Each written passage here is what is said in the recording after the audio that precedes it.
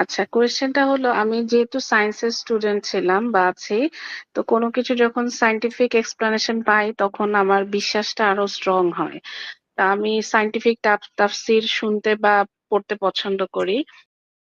তাহলে অ্যাকচুয়ালি আল্লাহ যদি হও বলেনও, মানে এইটা কিভাবে একটা শূন্য থেকে কোনো একটা জিনিস তৈরি হয়? কোনো একটা তো সোর্স লাগবে যে এই জিনিসটার যত ক্ষুদ্র পার্টিকেলই হোক সেটার তো একটা কি বলবো মানে অরিজিন লাগবে। এটা নিয়ে আসলে আমাদের মধ্যে একটা আসলে ভুল ধারণা আছে সায়েন্স নিয়ে। সেটা হচ্ছে যেমন আপু বলতেছিলেন যেটা সায়েন্স রিলেটেড কোনো ব্যাখ্যা পেলে উনার কাছে ভাল লাগে। এটা শুধু আপুর কাছে না তা না, এটা অনেকের কাছে ভাল লাগে। তো অনেকে দেখবেন হচ্ছে যে অনেক হুজুর আছে যে কোরআনের সাথে বিজ্ঞান মিলে যায় বা বিজ্ঞানকে কোরআনের সাথে মিলানোর চেষ্টা করে। তো এখানে একটা বিরাট একটা ভুল ধারণা আমাদের মুসলিমদের মধ্যে আছে। এটার আসলে ভাঙাটা দরকার। এখানে ১ম এ আমাদেরকে বুঝতে হবে সায়েন্স আসলে কি এবং সায়েন্স আসলে কিভাবে কাজ করে। প্রথমত সায়েন্স আসলে কোনো আমার আপনার মতো কোনো সত্তা না। বরং আমার আপনার মতো কিছু মানুষ এরাই মূলত হচ্ছে যে পর্যবেক্ষণ, পরীক্ষা-নিরীক্ষা করে একটা বিষয় সম্পর্কে যে সিদ্ধান্ত দেয় সেটাই সায়েন্স। তার মানে এই না যে সায়েন্স আসলে আল্টিমেটলি কোনো ট্রুথ দিয়ে ফেলতেছে বা সায়েন্সের কোনো এরকম এজেন্সিও নাই।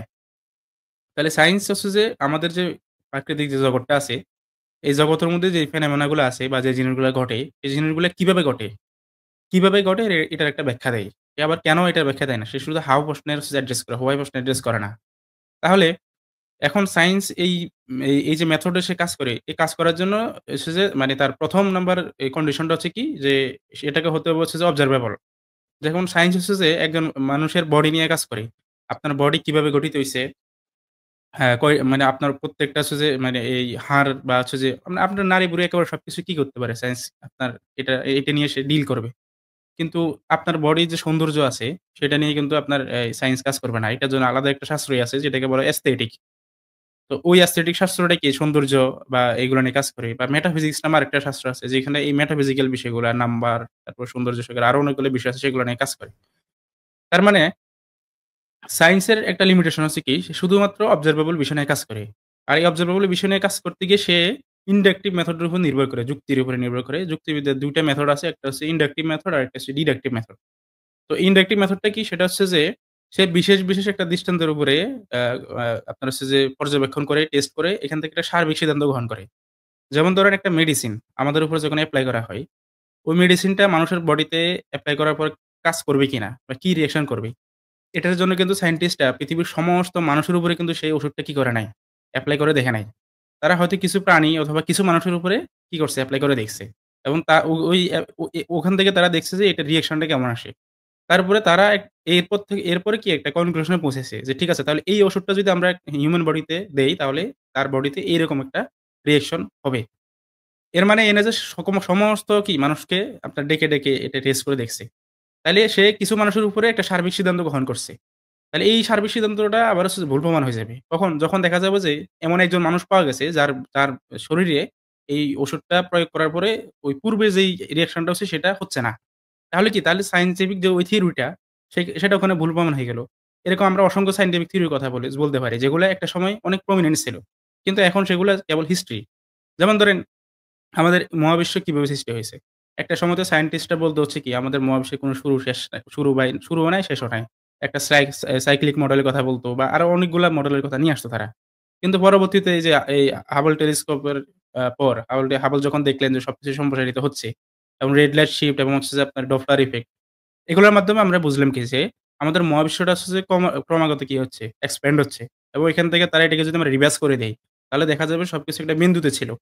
তো এখান থেকে বিগ ব্যাং এর যে ধারণাটা চলে আসলো। এখন এই বিগ ব্যাংটা আসছে যে কসমোলজিক্যাল যে থিওরি গুলো আছে এটার মধ্যে সবচাইতে প্রমিনেন্ট একটা এক্সপ্লেনেশন। এমনও একটা সময় আসতে পারে যে এই বিগ ব্যাংটাও একটা সময় কি হয়ে গেছে? ভুল প্রমাণিত হয়ে গেছে। তার মানে সায়েন্সের এই প্রসেস গুলো আসলে একটা চলমান প্রসেস। এটা যেকোনো সময় যেকোনো মুহূর্তে যেকোনো থিওরি ভুল প্রমাণ হয়ে যেতে পারে। তাহলে এই যে সায়েন্সের উপরে নির্ভর করাটা মানে উচিত না। কেন উচিত না? কারণ হচ্ছে এই যে দেখেন, এই যে আমাদের মতো মানুষরাই গবেষণা করে একটা ফলাফল দিচ্ছে। আর অন্যদিকে আল্লাহ একটা ফলাফল দিচ্ছে। তাহলে আল্লাহটা কি? আল্লাহ হচ্ছে যে এমন একজন সত্তা যিনি সবচাইতে জ্ঞানী একজন সত্তা, যিনি সবকিছু জানেন। আর অন্যদিকে আমরা হচ্ছে যে লিমিটেড আমাদের জ্ঞানের সীমাবদ্ধতা আছে। ওই কারণে জ্ঞান যত বাড়ে, অবজারভেশন যত বাড়ে তত আমাদের থিওরি চেঞ্জ হয়। আমাদের সিদ্ধান্ত পরিবর্তন হয়। আর আল্লাহ তাআলা হচ্ছে যে এমন একজন সত্তা যার জ্ঞানের কোনো সীমাবদ্ধতা নাই। এই কারণে তিনি জানেন আসলে অ্যাকচুয়ালি বাস্তবতায় কি, কোন জিনিসটা ঘটছে। সেই কারণে একজন মুসলিম হিসেবে যদি আমাদের কাছে মুসলিম হিসেবে না যেই কারো ক্ষেত্রে যদি আমাদের কাছে এটা প্রমাণ হয়ে যায় যে একজন আল্লাহ আছেন, একজন সৃষ্টিকর্তা আছেন, যিনি হচ্ছে সবচাইতে জ্ঞানী, তাহলে দুনিয়ার সমস্ত নলেজের উপরে ওই জ্ঞানী সত্তার যে কমান্ড সেটাকে বা উনার যে নির্দেশনা সেটাকেই প্রাধান্য দেওয়াটা হচ্ছে কি লজিক্যাল। এখন নাস্তিকরা বলতে পারে এই যে দেখো অন্ধবিশ্বাস করতেছে। কেন? এই যে দেখো কোরআনে বলছে তাই সত্য। অন্যদিকে যে এত সায়েন্টিস্টরা বলতেছে এটা নাকি সত্য না। মানে কোরআন বলছে সে কারণে সত্য। দেখো অন্ধবিশ্বাস। এটাকে আসলে অন্ধবিশ্বাস বলে না। তারা আসলে ভুলভাবে এটাকে উপস্থাপন করে। কারণ আমরা আ অন বিশ্বাস মানে কি কোন কিছু সত্য হিসেবে গ্রহণ করা। তো সত্য বিশ্বাসটা কখন হবে? যখন সেটার পেছনে কোন একটা রিজনিং থাকবে, ভিত্তি থাকবে। আমাদের ভিত্তিটা হচ্ছে কি টেস্টিমনি। আমাদের ভিত্তি এটা হচ্ছে যে আমরা তো ১ম এই আমরা এটা এনশিওর হয়ে গেছি যে কোরআন হচ্ছে সত্য। এটা আল্লাহর পক্ষ থেকে আসা বাণী। সুতরাং যেহেতু এটা আল্লাহর পক্ষ থেকে আসা বাণী, এরপরে আমাকে তো আর ওটা জাজ করার দরকার নাই। আমি তো এটা অলরেডি সিউর হয়ে গেলাম যে এটা এমন একজন সত্য থেকে আসছে যে সত্যটা হচ্ছে সবচাইতে জ্ঞানী। এই আমাদের বেসিসটা এটা, আমার রিজনিং এটা। সুতরাং এটাকে অন্ধবিশ্বাস বলা যায় না। অন্ধবিশ্বাস তখনই হতো যখন কেউ আমাকে পারত এটা প্রমাণ করতে আইসা যে তুমি যে আল্লাহর কথা বলতেছো এটা তো আসলে সত্য না। আমাকে সে প্রমাণ করে দিল। তারপর আমি মানতেছি। তখন সে বলতে পারত যে দেখো মুমিনরা কি করতেছে? অন্ধবিশ্বাস করতেছে। সুতরাং আমরা এখানে অন্ধবিশ্বাস করতেছি না। এ কারণে আমাদেরকে এই ভিউটাকে মানে পরিবর্তন করা দরকার। আমাদের ভিউ হওয়া দরকার যে বাস্তবতার সাথে কোরআনের কথা মিলে কিনা। তাহলে বাস্তবতা সম্পর্কে সবচাইতে বেশি জানে আল্লাহ তাআলা। তো এটা হচ্ছে যে একটা পয়েন্ট। আর ২য় পয়েন্ট হচ্ছে যে আ এই নিহিলো এক্স মেটার নিয়ে আমি আরেকটা জিনিস এড করে দেই। সেটা হচ্ছে যে আমরা পসিবিলিটি আর ইম্পসিবিলিটি বুঝতে হলে আমাদেরকে ১ম এ হচ্ছে যে এই যে জিনিসটা জানতে হবে সেটা কোনটা পসিবল আর কোনটা ইম্পসিবল। এখন আমাদের মানে আমরা জেনারেল যেই ভাষায় কথা বলি, আমরা অনেক কিছুকে অসম্ভব বলতে পারি। আমরা বলতে পারি যে আমি এখন এরোপ্লেন ছাড়া আকাশে উড়বো। এটাই অসম্ভব একটা বিষয়। কিন্তু এইটা কোন লজিক্যালি মানে ইম্পসিবল কিছু না। লজিক্যালি ইম্পসিবল কোনগুলা? যেগুলা এই আপনার হচ্ছে কন্ট্রাডিকশন মেক করে। তো কন্ট্রাডিকশন মেক করে কিনা এটা আমরা কিভাবে বুঝবো?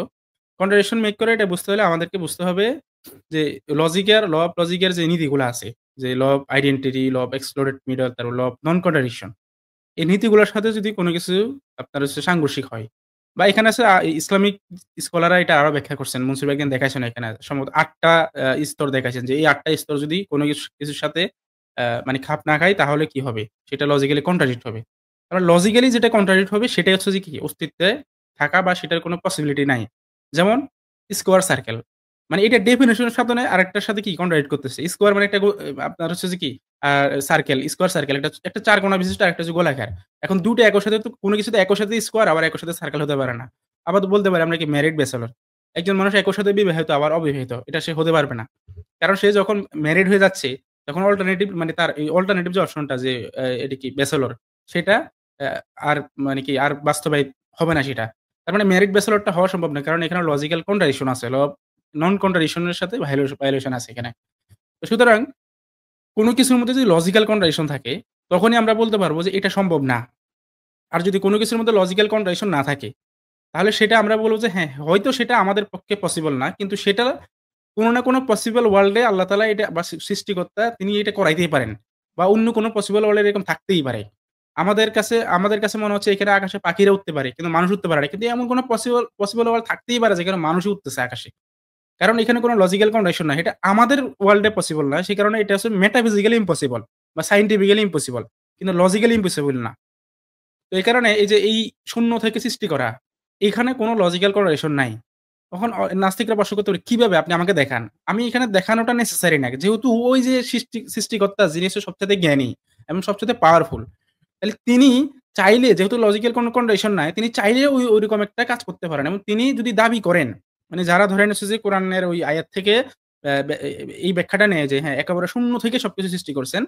তো ওখানেও কোন সমস্যা নাই। কেন সমস্যা নাই? কারণ ওইটা তো ওই কমান্ডটা কে করছেন? যিনি আসলে সবচাইতে শক্তিমান একজন সত্তা তিনি করছেন, তাই না? তাহলে যেহেতু এটা লজিক্যাল কন্ডিশন নাই, তাহলে তার কথার সাথে তো হচ্ছে যে বাস্তবতার সাথে কোন কন্ডিশন হচ্ছে না। সুতরাং তিনি চাইলে এটা করতেই পারেন। আর তিনি যেহেতু সর্বোচ্চ মানে নতি একজন সত্তা, সবচেয়ে জ্ঞানী একজন সত্তা, তিনি তো কিছু রং ইনফরমেশন আমাদেরকে দিবে না। তারপরে তিনি সেটাই করছেন। সুতরাং এই লজিক্যাল পসিবিলিটি আর এই সায়েন্টিফিক পসিবিলিটি এই ২ টা জিনিসের পার্থক্যগুলো বুঝে গেলে তখন আমাদের মাথায় এই প্রশ্নটা আর আসবে না।